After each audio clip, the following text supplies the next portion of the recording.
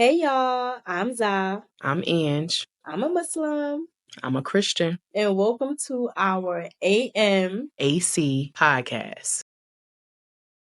So today we are talking about generational curses. It's a lot of those going around, and I am all about breaking them for my family. One generational curse that I used to hate hearing was, what happens in my house stays in my house. Doesn't really, because it's gonna go with the person being hurt as they get older, as they mature, as they go on and do great things in life. Because I feel like most people that have been through some kind of hurt and pain come out to be the best people ever.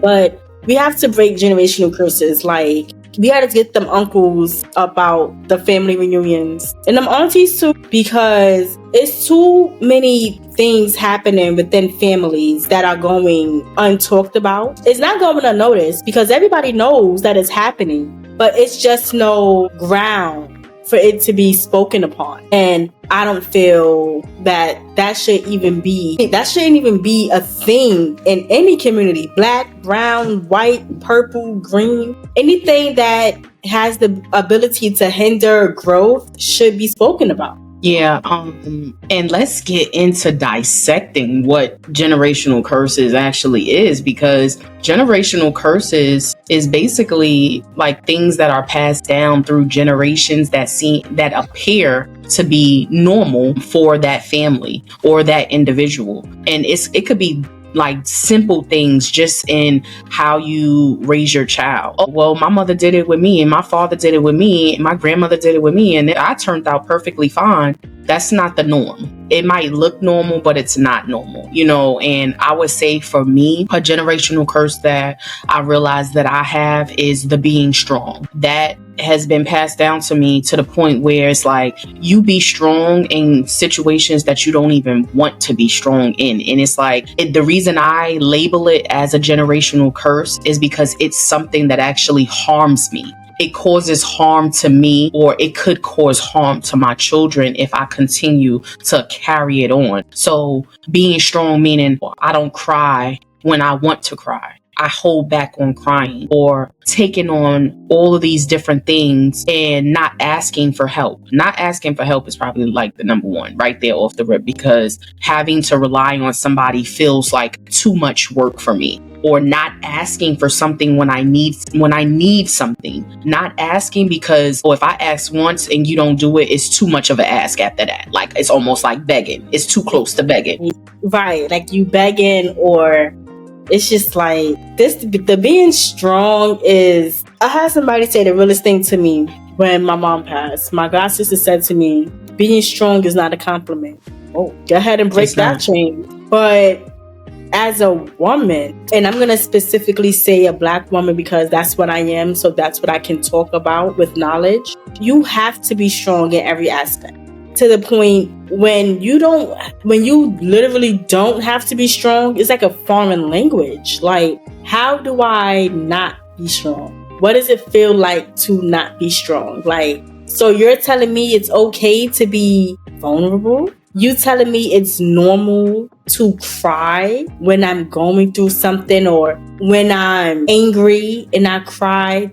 That's okay. Because how many times do you get so mad to the point you cry, and people feel like, baby, trust me, I'm not crying for me. I'm crying because I'm at a point of which I don't know what's going to come next. Not for me, but to you. Like, I've been to the point where I've been so enraged that I just had to cry, because I knew my next move would be a move so stupid, it would affect me 10, 20 years down the line. But that's a part of being strong. Like, to the point, even when you get into a relationship. And I had to sit back as a black woman. No, my husband is not black. I had to dissect myself, because he didn't understand some things. Like, it would say, like, what you're feeling is not normal. But to me, this is normal. Like, this is very normal. This is like a Sunday morning sunrise. This is normal. A triangle and a rectangle. But I don't know, like, generational curses, they really do run deep. Another generational curse that is I hate it, and I want to find out who started this generational curse. I just want to choke them. That men can't cry. Who are you to tell a man he can't cry? Why he can't cry? Yeah, that is a generational curse. Oh, what you crying for? You a boy.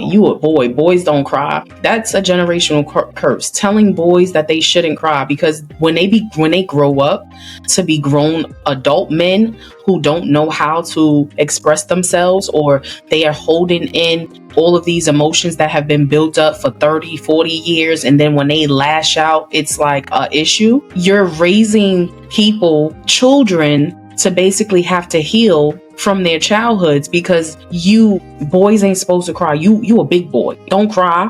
And it's like, yeah, they should be crying, because that's the same thing with not letting boys play with dolls. How are they supposed to learn how to nurture a child if they don't play with a doll? And I'm just, everybody not going to agree with that reality. But the reality is when a woman gives birth, it's like a natural instinct kicks in for her to care for that child. And it may not happen for everybody. I'm not going to sit here and act like that natural motherly instinct kicks in for everybody, because it doesn't. But most women, majority of the women that do have children, there is a motherly instinct that kicks in for her to learn how to care for that child and be gentle with that child. So now when you get a man who doesn't even know how to hold the baby correctly, doesn't know how to pick the baby up, they're scared to even pick up the baby. I'm about to say, so many men are afraid to hold a newborn. They be like, the baby, or they do get the baby and that baby move, they go in the shop and they freeze. The baby all the way out here, and the baby's just, and they like, take it. Like, this is a whole human being. Why am I taking it from you? No, but like you said, now I'm not going to sit here and say my boys have dolls, but if my son wants a Sonic stuffy or something like that, I'm going to get it for them, because, okay, guess what? You want this Sonic stuffy? I better see this stuffy on your made bed, because I don't want to see it on the floor. Put it on your bed. Make your bed. Put your stuffy on your bed. Oh, we have to give boys, the same thing we give young girls and vice versa. It's too many females out here that don't know how to pick up a screwdriver.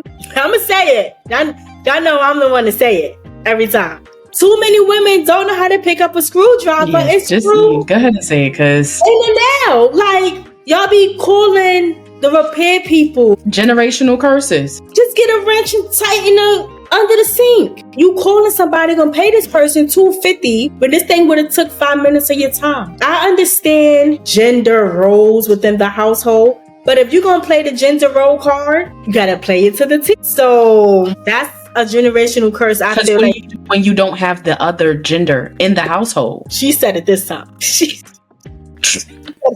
Like, I'm serious, because I'm trying to figure out, like, what do you do when you don't have the other gender in the household? Because the other gender is supposed to be the fixer. The other gender is we are supposed to be in the kitchen. This is generational curses. This is what I'm talking about. This is what is being passed down through generations. Women are supposed to be in the kitchen because that's the way it was 40, 50, 100 plus years ago. Listen, that's a time when there were men in the household and men were working. A lot of these households are single parent households, whether it's a man taking care of the household or a woman taking care of the household. So why is it that these stipulations are placed on one of the genders? Because people got to stop thinking that a single household means a child has to be involved. A single household is when there is literally just, like you said, when it's one gender or the other gender in the household. Don't cancel it. Right, because we don't want to offend anybody. This is an inclusive podcast. We accept all people for who they are, and accept everybody for where they are. Facts. But that's very true, because if I'm a single man and I live alone, should I not cook for myself? Because I was taught to be the breadwinner and not the bread maker. Or as a woman, should I be living off the land because I was taught to be bread baker and not a breadwinner. Those are things that people gotta stop doing, because I feel a man should know how to cook, do laundry, and clean. And I'm not saying a woman should know how to mount a TV on the wall, but at the least, she should know how to tighten the screw. Your door is jingling a little bit, your doorknob, tighten the screw. Grab a butter knife. You don't have no screwdriver in your house, grab a butter knife, tighten the screw. Because you're not going to always have somebody around. And yeah, you can call somebody, but you really want to pay that amount of money for them to come and literally tighten the screw? I feel like... Oh, I understand. I have one right here at the computer desk, because now she wants to do math. She wants to do math right now. Just like, okay. It's mom life. They're like... But I'm just like, another generational curse is women making their... Y'all gonna hate me. Making their sons feel like they made... That is your child. That ain't your man. Because there's no other man in the household. Not even a little bit. Now, I'm all for giving your child responsibilities around the house, especially if you are out there working. You know, you may get home a little later than, the average 9-to-5 mom. But your son is not your man. Your son is your son. And your daughter is not your equal. She is your child. Now, ain't nothing wrong with teaching your daughter how to cook dinner, because my grandmothers and my parents had me in the kitchen alongside them. I wasn't 8 years old and my grandmother was like, yeah, girl, go in there, turn that grease on and throw them neck bones. What? But she would be like, hey, go get the skillet and take out the butter and some celery and I'ma show you. But y'all be expecting y'all kids to go to school, come home, start dinner, bathe the little ones, have the house spotless, and what you gonna do when you get home? You gonna check the homework? They get mad. That's because somebody else had them do that. So yeah, because somebody else had them do that, it's okay. It's like, oh, well, I had to do it when I was younger. But then don't get mad when they start falling behind in school or they tired. Or they don't even want to go to school because they so tired, they want to crash at one of their friends' house during school time to catch a nap. Like, it's so many things that are generational curses that people may not even identify as a generational curse. Oh, that's me helping them get life skills. At 8, I didn't want to know life skills. At 8, I wanted to run around in circles. Making justification. At 8, I wanted to make myself dizzy. At 8, I was skating through the house when my parents wasn't around, with one skate on. Right, I don't run into a wall and get in trouble. That's what I was doing at 8. I didn't want no life skills at 8. I didn't. We have to stop. We have to stop feeling like because we went through it, our children should go through it. But I do give this generation, baby, we breaking them curses. A lot of my mom friends, we are breaking those curses. We are taking our kids on trips, out to eat. We believe in mental health days for our children. We believe, I can speak for myself, I believe in waking up in the mornings and playing jazz or classical music and letting that be played to get my kids in a mood. And haram please about me saying music. Shut up. Yeah, and I've realized that just helps them ease into their day a little easier. If they're waking up to classical music playing versus wake up, that's a whole lot better. Mm-hmm. And they get out and they, okay, good morning, versus let's go. Are they in the military? Do the coin need to bounce off their bed when it's made? No, that's a generational curse. Yelling at your child. And I don't care if you got multiple kids. You shouldn't have multiple kids. If you could not have a mindset on ease and simplicity, at least when it comes to waking your children up. Because I have multiple children. I have 3. Or just how you speak to them. Speak to them in general. Because it's like yelling was a norm in my household. And granted, I definitely don't feel like, I grew up, I can't say that I had a bad childhood. I had a blessed childhood. I was highly favored and highly blessed in my childhood. However, growing up, speaking loud to people, yelling, I do it now. Like I'm naturally loud in how I speak. And for me, it's just like, okay, it's a time and a place for that. Like you gotta be mindful because you can't deal with all your children the same way. So if I'm speaking loud to one of my children who might be sensitive to the yelling, that could break their spirit. That could hurt their feelings. That now I'm creating trauma in my child. And you don't even realize it. But it's like, just because I'm functioning and I'm an adult functioning and my mother did it to me and I'm turned out fine.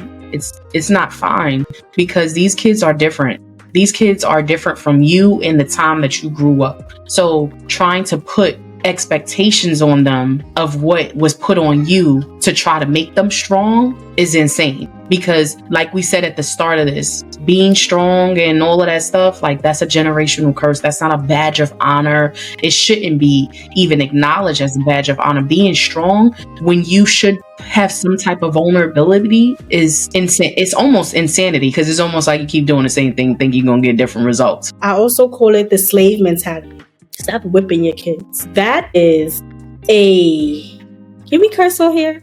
That is a enslaved ass mindset. Like, go in your room. Stop. And then y'all be hitting your kids' hair. Like, what can your child have possibly done to you that you're hitting them here? If you are parenting and you feel like your words are not getting through,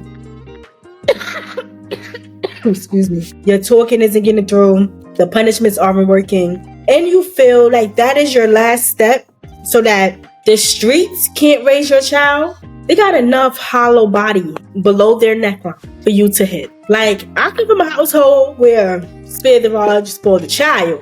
You let them know what that means. Everyone's gonna get the same treatment. And my grandparents had that mentality. They will whip your butt. They will whip your tail. They're not gonna keep talking. One of these kids turned this heat on. But yeah, no, I get what you're saying. Like, I definitely believe that, when it comes to people, oh my goodness. Why is it 71 degrees in here? Nah, that's OD. Well, that's not too bad. It's not too bad. 71 is not okay. It's okay. Not that I'm like, I'm over here choking. It's happening. That's a generational curse. Touching the thermostat. Don't touch my thermostat. Touch the thermostat. Don't touch nobody. That is a generational curse. It's a generational. But what I was going to say was, when it comes to people putting their hands on children, like, I really feel like that is a generational curse. Like, because that may have happened to you and it may have happened to your parent or whoever was your, like whoever took care of you, your guardian, that gets passed down and you believe that that's what you should do to your child until it gets to a generation that believes like, no, this is not okay and I didn't like it. They can become aware of that trauma that it caused them. So they're like, yeah, I'm not going to do this to my children. And honestly, the way I see it is that a lot of times when people abuse children, that is really a result of them being angry at something they did. Because when children do things, it's a result of somebody not monitoring them. So let's think about like little kids, because they all do this for some reason. They all take out the wipes, pull the wipes out. They all do that for some reason. I don't know how they manage to do it so quickly. But I've watched all of my children pull out a whole pack of wipes, and I didn't watch them actually do it. I always caught them at the end. And it's like, you get angry, but you're not angry because, like, let's just kind of dissect it. You're not angry at the child. You're angry at the act itself. Like, you're angry at yourself for not monitoring them. Because how did they like, why would I even leave this where they can powder in the Vaseline? Yeah. I'm mad at me. I'm actually mad at myself. I'm mad because I wasn't watching you. Because if I was watching you, it would have never happened. That's why people, like, when you really dissect it, it's like, and I'm not no psychologist. I'm not trying to, say this is factual, but I'm just speaking from experience. I had to realize, like, I'm mad at me. How can I discipline this child for doing something that is my fault that they did it anyway? It's literally, it's been times where, like, for example, I told my daughter, right, mommy gonna be recording with Auntie Angie. Stay in the back so, it's not so much noise. She's 5 years old. I know she's not gonna stay in her room. Trust me, this is not her bedroom. Don't mind her here. Hey, which grandma? Grandma? Right. Like, well, I know as a parent, when you ask for a quiet time, that is the last thing you're going to get from your child. But some people will get mad at that. You probably would have said a generational curse, and not. Some parents like, how do y'all be tossing your kids across the room? But that's a generational curse that it's been implanted in us to this perfect. Matter of fact, it's not even I'm not going to even say it's a generational curse, because what I was about to say was this perception that everything has to be perfect. Like our aesthetic for this podcast has to be how everybody else setup looks like. That comes from the thought process of you taking in whatever society's expectations or society's, values are. So because society values podcasts that have the whole setup, the couch and the lights and all of this stuff, all right, that's fiscally responsible for them. It's not fiscally responsible for us parents who really like out here busy as where we could barely meet. So what happens is with the generational curse, it gets in your mind that whatever society likes is what you're supposed to aim for.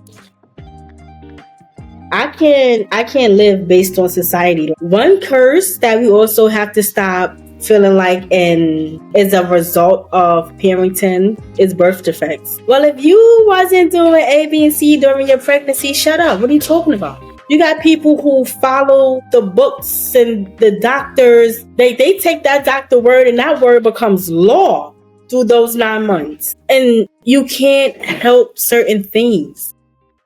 But older people think when it comes to, and I hate this, stop saying the word retarded about to children.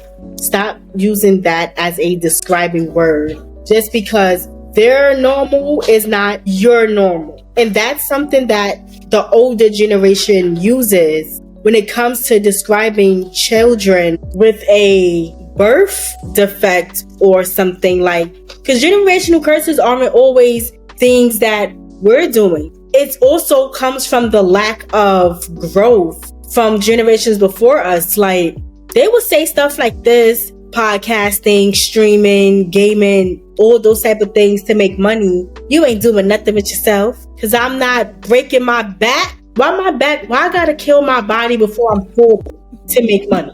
Like, why my back gotta hurt to prove to you? Why I gotta come home dirty and stink to prove to you I'm really out there making money? Times have changed. But in their mind, if you ain't out there on the railroad like them, or like they used to be, up at before the chickens and the roosters could start going off, I'm lazy because I woke up at 6 o'clock in the morning.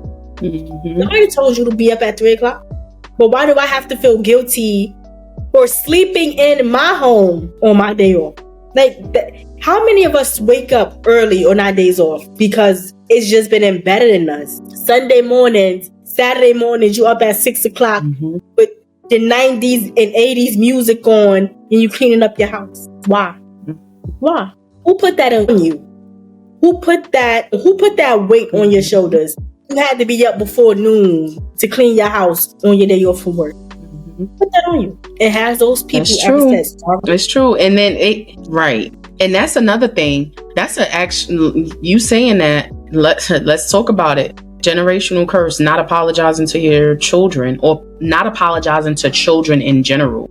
Like, you dead wrong. You was wrong about something, and you can't apologize to the child because, I'm the adult. Apologize for what? Because that's what I don't want my children growing up to be unapologetic about things that they did wrong. So I don't want you growing up and you do something to someone that hurts them, and then you can't understand why. Like, being empathetic and understanding, like, okay, it's cool that you understand what you did wrong, but are you going to acknowledge that you did something wrong? And when I talk to my children, if I do something wrong, if I'm misinformed about something, like I assume something and it's incorrect and it turns out to be incorrect, I'm sorry, y'all. Like, I didn't mean to, okay, y'all got that one. My bad. Sorry. It was a time I was sick, right? And my mind is so gone. So I told my son, I'm like, yeah, tomorrow's Saturday. So don't worry about it. He was like, Mom. I'm like, what? He like, tomorrow's Friday. I was like, oh, my bad. I'm like, I wasn't even going to wake y'all up for school tomorrow. I mean, it ended up not having school anyway because it snowed. But sometimes we just have to know that we wrong. Like, it be times I tell my kids, do your homework. My homework done. My bad. I didn't physically see you do it, so I'm thinking you didn't do it. But y'all did it. Or if I'm also, this gonna hit home. Stop thinking them schools is always right when they call home and tell you about your kid. Y'all be at the school. Sometimes they do be right, though. Sometimes y'all be at the school faster to show these schools and stuff. I'm a hands-on parent. You got your hands on your kid. Stop. Sometimes the schools ain't right. The administration is not right. The teacher is not. They're wrong. And stop chastising your child before you even get to hear their side. The school calls or the school right. You hit your kid with a haymaker when they come through the door because the school done called. The whole time your child innocent. I had the school threaten. That's definitely a generational curse. I had the school threaten that they was going to give my son an in-house suspension because he laughed at a joke. He didn't make the joke. He wasn't a part of the roasting session, but because he laughed, I said, you going to suspend who for laughing? Because not mind you now, because laughing is free. We got to really, really, really take a step back and realize we got to stop harming our children because we were harmed as children. The unaffectionate parents with the overly affectionate kids. We're going to leave that for next week. So we're going to wrap this one up. Yes. And we're going to come back next week starting with the This was good, friend. I'm this was good, friend. I know my kids hate me. I can't wait to read those generational curses when they start coming in through the inbox. So y'all make sure y'all send y'all inquiries, y'all questions to AMAC podcast@gmail. And you can hit us up on Instagram, Facebook, and TikTok, YouTube, AMAC_podcast. Don't find us on our personal socials and send us anything because I promise you we're going to just filter it out. So please, please, please, guys, AMAC podcast@gmail or our socials. Do not track us down on our personal socials. Okay? We love you guys. Thanks for tuning in. And we will be back with y'all next week. We out on another episode of AMAC Podcast.